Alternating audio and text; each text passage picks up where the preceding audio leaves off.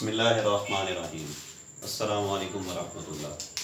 Dear students, मैं हूं Mohammad Waqas, lecturer biology. आज हमारा टॉपिक है mechanism of controlling homeostasis. Homeostasis का बेसिक कॉन्सेप्ट हमने लास्ट लेक्चर में डिस्कस किया। होम्योस्टैसिस कहते हैं maintenance of a stable environment inside the body, या maintenance of internal environment from harms of fluctuations in external environment. ठीक है, और मैंने उसकी मिसाल आपको दी थी कि अगर एक्सटर्नल एनवायरनमेंट में आपका टेम्परेचर चेंज हो, जो कि लाजिम चेंज होता है। आपको पता है कि टेम्परेचर की जो फ्लक्चुएशन है वो 0 डिग्री सेंटीग्रेड से लेकर 50 डिग्री सेंटीग्रेड तक आपके एटमॉस्फेयर में बिल्कुल नॉर्मल है, विंटर और समर सीजन को अगर आप कंसिडर करें। लेकिन आपकी बॉडी के अंदर 37 डिग्री सेंटीग्रेड के टेम्परेचर को मेंटेन करना ज़रूरी है, and it is maintained by your body. This is called homeostasis. ठीक है, अब होम्योस्टैसिस के मैकेनिज्म को यहाँ पे डिस्क्राइब करना है कि किस तरह से हमारी बॉडी या लिविंग सिस्टम होम्योस्टैसिस को मेंटेन करता है। देखिए, होम्योस्टैसिस के कॉन्सेप्ट में सबसे पहले एक सेट पॉइंट या सेट वैल्यू को डिफाइन करना जरूरी है। With reference to the homeostasis within the living body, कुछ ऐसे फिनोमिनन हैं, कुछ ऐसे फैक्ट्स हैं जो कि डिफाइंड हैं। फॉर एग्जाम्पल, मैंने आपको एक छोटी सी मिसाल दी कि ह्यूमन बॉडी में जो बॉडी टेम्परेचर है वो 37 डिग्री सेंटीग्रेड पे डिफाइंड है। तो ये 37 डिग्री सेंटीग्रेड हमारी बॉडी का सेट पॉइंट या सेट वैल्यू कहलाएगा। स्पीशी टू स्पीशी डेफिनेटली इसमें वेरिएशन आएगी। ब्लड प्रेशर, इसकी एक रेंज है, टेम्परेचर की तरह इसकी नैरो रेंज नहीं है बल्कि वाइडर रेंज है। जैसे डायस्टोलिक, अगर आपका 80 मिलीमीटर ऑफ मर्करी की हम बात करते हैं तो इसका मतलब ये कि 75 से 85 मिलीमीटर ऑफ मर्करी की रेंज में कहीं ना कहीं इसको स्टेबल होना चाहिए। इस तरह सिस्टोलिक ब्लड प्रेशर, इसकी रेंज 120, इसका मतलब ये कि 120 से लेकर 130 के दरमियान जो है ना इसकी वैल्यू को सेट होना चाहिए। तो ये आपका सेट पॉइंट या सेट वैल्यू है। अब जो सेट पॉइंट या सेट वैल्यू है, this is the main target जिसको by the process of homeostasis set करना है, मेंटेन करना है या फिक्स करना है। ठीक है, अब इस सेट पॉइंट या सेट वैल्यू को बॉडी ने किस तरह से रेगुलेट करना है, किस तरह से मेंटेन करना है। तो इसका अगर हम डिटेल्ड मैकेनिज्म देखें तो इसमें हमारे पास 3 इंपॉर्टेंट कंपोनेंट्स आ जाते हैं। जो कंपोनेंट्स होम्योस्टैटिक मैकेनिज्म के लिए जरूरी हैं, जो होम्योस्टैटिक मैकेनिज्म को रेगुलेट करते हैं, उसमें हमारे पास 3 कंपोनेंट्स हैं। Number 1 sensors, number 2 control centres हैं या कंट्रोल यूनिट्स हैं, और नंबर 3 इसमें हमारे पास इफेक्टर्स हैं। अब ये 3 यूनिट्स होम्योस्टैसिस के मैकेनिज्म को एक्सप्लेन करते हैं। Sensors are the detectors of the body, और ये जो डिटेक्टर्स हैं within the living system, इन डिटेक्टर्स के लिए रिसेप्टर्स की टर्म भी यूज की जा सकती है। ठीक है, कंट्रोल सेंटर्स और तीसरे हैं इफेक्टर्स। ठीक है भाई, अब ये 3 कंपोनेंट्स होम्योस्टैसिस के मैकेनिज्म को कैसे डिस्क्राइब करते हैं। सबसे पहले सेंसर्स किसी भी अब्रप्ट चेंज को, एक्स्ट्रा ऑर्डिनरी चेंज को, out of the way change को within the body describe करते हैं, सेंस करते हैं। मिसाल, हमारी बॉडी का टेम्परेचर 37 से इंक्रीज हो चुका है, तो हमारी बॉडी में मौजूद सेंसर्स ये डिटेक्ट करेंगे कि now the body is going to be heated. हमारी बॉडी हीट अप हो रही है, हमारी बॉडी का टेम्परेचर इंक्रीज हो रहा है। तो सेंसर्स या रिसेप्टर्स का काम क्या है? इसने चेंज को सेंस करना है, इसने चेंज को डिटेक्ट करना है। जो एबनॉर्मल चेंज बॉडी में डेवलप हुई, ये चेंज जिस फैक्टर की वजह से डेवलप हुई, उस फैक्टर को स्टिमुलस कहते हैं। तो स्टिमुलस यानी चेंज को बॉडी ने सेंस कर लिया। सेंस करने के बाद इस चेंज के से रिलेटेड जो इंफॉर्मेशन है वो बॉडी के कंट्रोल सिस्टम या कंट्रोल सेंटर तक पहुंचाती थी कि भाई बॉडी के अंदर कोई चेंज जनरेट हो चुकी है। अब कंट्रोल सेंटर ने उस चेंज को मॉनिटर करना है। फॉर एग्जाम्पल कंट्रोल सेंटर ने मॉनिटर किया कि बॉडी का टेम्परेचर इंक्रीज हो चुका है, तो अब कंट्रोल सेंटर क्या करेगा? बॉडी का टेम्परेचर मजीद इंक्रीज करेगा? नहीं, क्योंकि आपका जो टेम्परेचर है वो ऑलरेडी सेट पॉइंट से या सेट वैल्यू से एक्सीड कर चुका है, ज्यादा हो चुका है। तो कंट्रोल सेंटर ये सेंस करेगा कि अब इस टेम्परेचर को मजीद इंक्रीज किया तो बंदे की जिंदगी खतरे में है, तो कंट्रोल सिस्टम वहां पे इस टेम्परेचर को डिक्रीज करने के लिए कमांड्स रिलीज करना शुरू कर देगा। वो बॉडी के मैकेनिज्म्स को एक्टिवेट करेगा, जिन्हें हम कूलिंग मैकेनिज्म्स कह सकते हैं। तो कंट्रोल सेंटर इस स्टेज पे आके कूलिंग मैकेनिज्म्स को एक्टिवेट करेगा। उसका फायदा ये होगा कि कूलिंग मैकेनिज्म्स की वजह से बॉडी का जो सेट पॉइंट है, सेट टेम्परेचर है, वो आहिस्ता आहिस्ता मेंटेन होना शुरू हो जाता है, क्योंकि टेम्परेचर की वैल्यू सेट वैल्यू से सेट पॉइंट से ज्यादा थी। तो आहिस्ता आहिस्ता आहिस्ता आहिस्ता अब ये टेम्परेचर ड्रॉप होगा। बट ये कंट्रोल सेंटर मैकेनिज्म किस तरह से कंट्रोल करेगा या किस रीजन ऑफ द बॉडी को एक्टिवेट करेगा? तो वो रीजन जिसको ये कंट्रोल सेंटर कमांड्स रिलीज करेगा कि आप बॉडी के अंदर कूलिंग मैकेनिज्म को एक्टिवेट करें, आप बॉडी के कूलिंग मैकेनिज्म को जनरेट करें, वो पार्ट्स ऑफ द बॉडी जो according to the control centres cooling mechanism को एक्टिवेट कर रहे हैं, ये जो कंट्रोल सेंटर की इंस्ट्रक्शंस को फॉलो करते हुए काम कर रहे हैं, उनको इफेक्टर्स ऑफ द बॉडी का नाम दिया जाता है। ठीक है, और इफेक्टर्स ऑफ द बॉडी पे जो चेंज अपीयर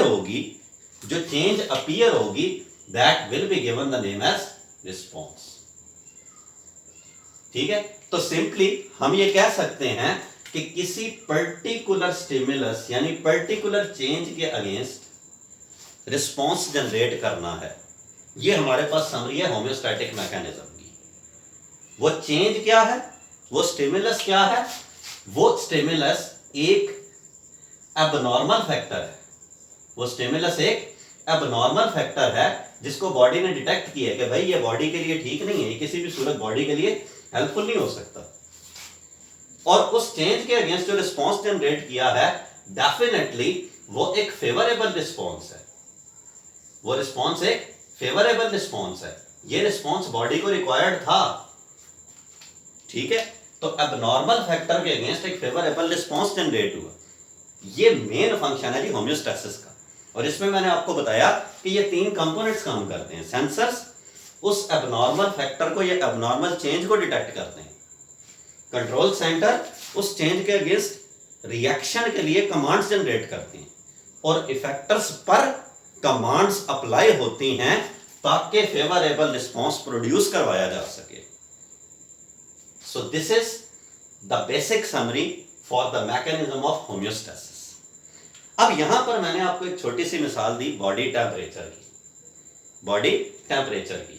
मैंने आपको कहा कि भाई आपकी बॉडी में टेम्परेचर इंक्रीज हो चुका है। For example the stimulus was कि temperature is increased beyond the limits. आपका टेम्परेचर 37 से ज्यादा हो चुका है, तो हमारा जो कंट्रोल सिस्टम है, होम्योस्टैटिक सिस्टम है, वो इस इंक्रीज्ड टेम्परेचर के रिस्पॉन्स में हमारी बॉडी के अंदर कूलिंग सिस्टम को एक्टिवेट करेगा। तो कूलिंग सिस्टम की एक्टिवेशन की वजह से बॉडी के अंदर जो डिस्टर्बेंस जनरेट हुई थी इंक्रीज ऑफ द टेम्परेचर की, उसको होम्योस्टैसिस के मैकेनिज्म के अकॉर्डिंगली एडजस्ट कर लिया गया। ठीक है, अब इस मिसाल को थोड़ा सा इलैबोरेट करते हैं ताकि आपको बात समझ में आए। मसलन जब टेम्परेचर इंक्रीज होता है तो हमारी स्किन में मौजूद जो सेंसर्स हैं, जो रिसेप्टर्स हैं, जिन्हें हम थर्मोरिसेप्टर्स कहते हैं, तो ये थर्मोरिसेप्टर्स टेम्परेचर चेंजेस को डिटेक्ट करते हैं। ये डिटेक्ट करते हैं कि एनवायरमेंटल टेम्परेचर जो है वो बहुत ज्यादा है, ठीक है, और इसकी वजह से बॉडी का टेम्परेचर भी इंक्रीज कर रहा है, ये कर जाएगा। तो टेम्परेचर चेंज को जिन रिसेप्टर्स ने डिटेक्ट किया वो आपकी स्किन में मौजूद थे। So skin is acting as receptor. अब आपको पता है कि हमारे जिस्म का एक एक हिस्सा हमारे दिमाग के साथ डायरेक्टली या इनडायरेक्टली कनेक्टेड है। तो स्किन ने जब इस चेंज को डिटेक्ट किया तो इसके साथ मौजूद नर्व सेल्स जो इस स्किन को ब्रेन के साथ कोऑर्डिनेट करवाते हैं, कनेक्ट करवाते हैं नर्व सेल्स के थ्रू। ये पैगाम, ये मैसेज स्किन से होता हुआ हमारे नर्वस सिस्टम की तरफ चला गया। अब हमारे नर्वस सिस्टम में, हमारे ब्रेन में एक छोटा सा पार्ट है hypothalamus, which belongs to forebrain. Forebrain से एक छोटा सा पार्ट है हाइपोथैलेमस। उम्मीद है कि इसका नाम आपने 10th क्लास में पढ़ा होगा। तो ये जो हाइपोथैलेमस है, ये इस टेम्परेचर चेंज के अगेंस्ट रिएक्शंस जनरेट करवाएगा। रिएक्शन जनरेट करवाएगा विद इन द बॉडी, यानी कूलिंग मैकेनिज्म को एक्टिवेट करवाएगा। So hypothalamus is acting as control centre for the change. उस टेम्परेचर इंक्रीज के अगेंस्ट या टेम्परेचर चेंज के against hypothalamus is acting as control centre. अब hypothalamus ने कूलिंग मैकेनिज्म को एक्टिवेट करवाना है, ठीक है, ताकि बॉडी के अंदर जो राइज इन टेम्परेचर है उसके इफेक्ट को रिड्यूस करवाया जा सके। बड़ा सिंपल सा कॉन्सेप्ट आपने केमिस्ट्री में यकीनन पढ़ा है, इवेपोरेशन कॉजेस कूलिंग इफेक्ट। और आपको यह मालूम है कि गर्मियों में जो स्वेटिंग होती है, जो परस्पायरेशन होती है, जो पसीना आता है, उसकी रीजन क्या है कि स्वेटिंग या परस्पायरेशन की वजह से इवेपोरेशन होती है, और इस इवेपोरेशन की वजह से बॉडी टेम्परेचर रिड्यूस होता है। आपको ये पता होना चाहिए कि ये बॉडी टेम्परेचर क्यों रिड्यूस होता है। First year chapter number 2 properties of water में आपने पढ़ा हीट ऑफ वेपोराइजेशन। वहां पर आपको पढ़ाया गया कि वाटर की heat of vaporisation 574 kilo calories पर किलोग्राम है, which is a very high value. और वहां पर यह बताया जाता है कि जस्ट 2 ml ऑफ वाटर अगर इवेपोरेट होता है तो आपका टेम्परेचर 1 डिग्री सेंटीग्रेड ड्रॉप हो चुका होता है। सो स्वेटिंग का प्रोसेस बॉडी टेम्परेचर को रिड्यूस करवा सकता है। इसका मतलब है कि sweating is a sort of cooling mechanism. तो हाइपोथैलेमस हमारी स्किन में मौजूद स्वेट ग्लैंड्स को एक्टिवेट करेगा। जब स्वेट ग्लैंड्स एक्टिवेट होंगे तो ओपन होंगे। ऑब्वियसली जब स्वेट ग्लैंड्स ओपन होंगे तो स्वेटिंग शुरू हो जाएगी, और स्वेटिंग या परस्पायरेशन की वजह से क्या रिस्पॉन्स जनरेट होगा, बॉडी के अंदर जो टेम्परेचर इंक्रीज था अब वो टेम्परेचर ग्रेजुअली डिक्रीज होना शुरू हो जाएगा। ठीक है भाई, तो ये आपके पास एक मिसाल आ गई कि किस तरह से चेंज ऑफ टेम्परेचर को बॉडी रिएक्ट करती है। ठीक है, तो जब टेम्परेचर इंक्रीज होगा कूलिंग मैकेनिज्म की वजह से बॉडी का टेम्परेचर रिड्यूस होना शुरू हो जाएगा। वाइस वर्सा, हमें सर्दी लगती है, शिवरिंग शुरू हो जाती है। Shivering is a sort of thermogenesis, यानी हीटिंग मैकेनिज्म, कि जब हमें ठंड लगती है इसका मतलब है बॉडी का टेम्परेचर कम है, तो हमारी बॉडी के अंदर शिवरिंग की वजह से थर्मोजेनेसिस यानी हीटिंग मैकेनिज्म एक्टिवेट हो जाता है, और ये हीटिंग मैकेनिज्म फिर बॉडी के टेम्परेचर को ग्रेजुअली इंक्रीज करना शुरू कर देता है। So this is how homeostasis is maintaining the changes of the body. ठीक है भाई, अब आप देखें कि with reference to the homeostasis मैंने आपको बताया कि बॉडी के अंदर अगर टेम्परेचर इंक्रीज होगा तो बॉडी उसको रिड्यूस करेगी, और अगर बॉडी का टेम्परेचर रिड्यूस हो रहा है तो बॉडी के अंदर हीटिंग मैकेनिज्म की वजह से बॉडी का टेम्परेचर इंक्रीज होना शुरू हो जाएगा। इट मीन्स कि जो चेंज है उसी के मुताबिक रिस्पॉन्स जनरेट होता है। तो जब response according to the change generate हो, जब response according to the change generate हो, तो इस मैकेनिज्म को फीडबैक मैकेनिज्म कहा जाता है। इस मैकेनिज्म को फीडबैक मैकेनिज्म कहा जाता है। ठीक है भाई, तो यह बात याद रखिएगा कि हमारी बॉडी में homeostasis is maintained by feedback mechanism. जी हां, फीडबैक मैकेनिज्म। फीडबैक मैकेनिज्म की हमारी सोशल सर्कल में बहुत ज्यादा अहमियत है। मिसाल, एक हार्ट पेशेंट है, उसको हार्ट से रिलेटेड कोई प्रॉब्लम जनरेट होता है, ठीक है, उसको एंजियोग्राफी करवानी पड़ती है, उसको स्टंटिंग करवानी पड़ती है।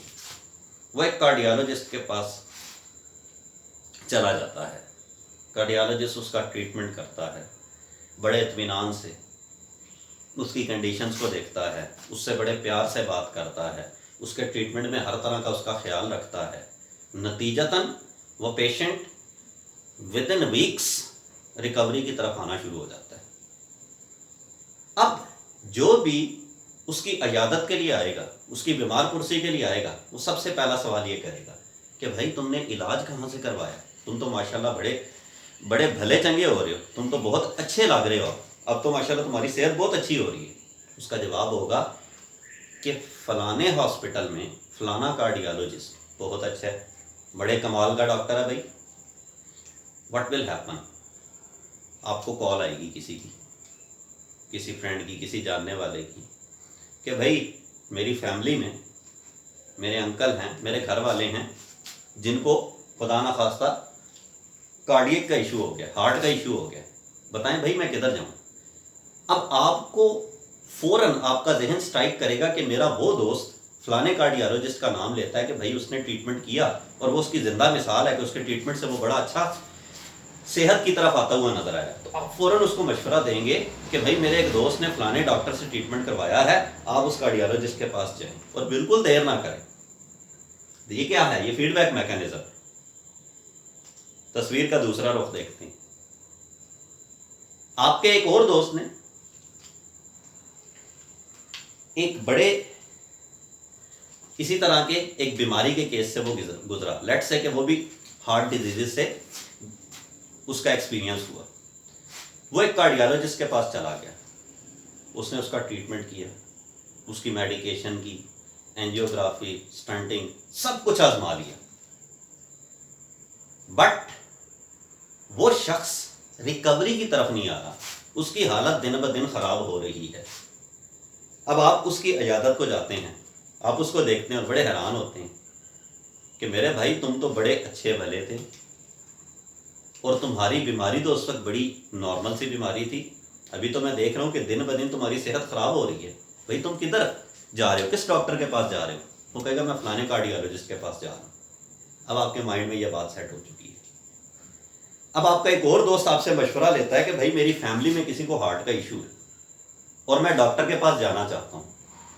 वुड यू बिलीव कि आप उस डॉक्टर का नाम लेंगे जिसने आपके दोस्त को का ट्रीटमेंट शुरू किया और उसकी सेहत दिन ब दिन गिर रही है? नहीं, बल्कि आप कहेंगे कि उस डॉक्टर के पास तो बिल्कुल भी नहीं जाना। ये क्या है? ये अगेन फीडबैक मैकेनिज्म है।